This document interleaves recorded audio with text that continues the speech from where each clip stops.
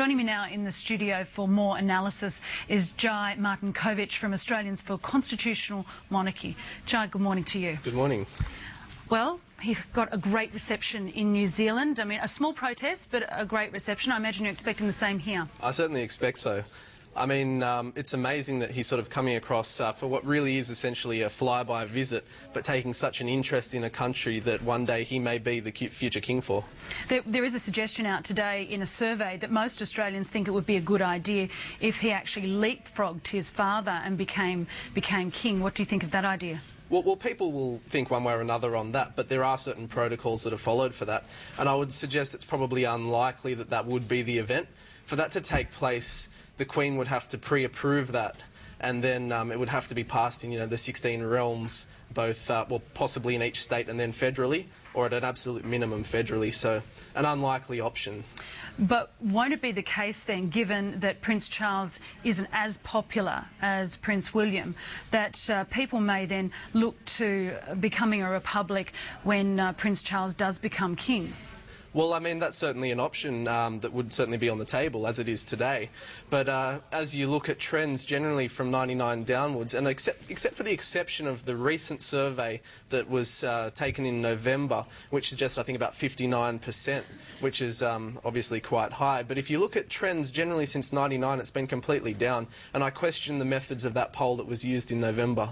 OK, as you'd expect, the Republican movement has said that Prince William suddenly showing an interest in Australia is all very well, but it shows the fact that actually, Australia is largely ignored by the monarchy. I mean, there's obviously going to be lots of waving flags, and Prince William has an obvious appeal to particularly young women who find him very handsome. But does it, how far, is his appeal going to reach, do you think? Well, nobody would deny the fact that the debate would be completely closed if he were to marry an Australian girl. But let's put that issue aside for a second and say his general interest in the country. He's still quite young. I mean, for example, I've done a fair amount of travel through Europe, etc., but I had no idea about the countries before I visited them. And if you look at the royal family for generations, the trend there of service, and the Queen takes her oath extremely seriously. And although she's made it public that it's the Australian people's choice whether she continues that, she's certainly suggested that she's willing to do that, and will do that until essentially the day that she eventually does pass on. You're a young Australian. Why are you involved in Australians for a Constitutional Monarchy? I'm involved with Australians for Constitutional Monarchy because I see the system as an extreme benefit to us. It's something that doesn't cost us money. The royal family doesn't cost us a cent.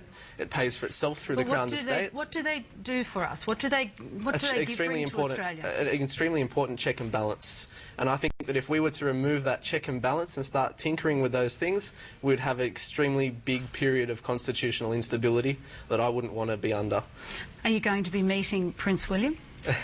Well, that would be nice, wouldn't it? You're getting to the barbecue. I mean, it's an interesting process that's going on of the young people and celebrities, and particularly it's great to see that many of our nominees for Young Australian of the Year are going to be getting the opportunity to meet him. Well, I have been fortunate enough, so that'll be a very So you've got the ticket, the golden ticket. Very good. OK, Jai Martinkovic, I do thank you very much for your time this morning. OK, fantastic. Well, moving on now, and we'll be back in just a moment. We're going to have live coverage of the Prince's arrival. As I said, Gemma Coates will be bringing that to us from Sydney Airport. That's from 11:45. Live coverage here on Sky News as Prince William touches down with his entourage at 11:45 a.m. This is Newsday. We've got the top story.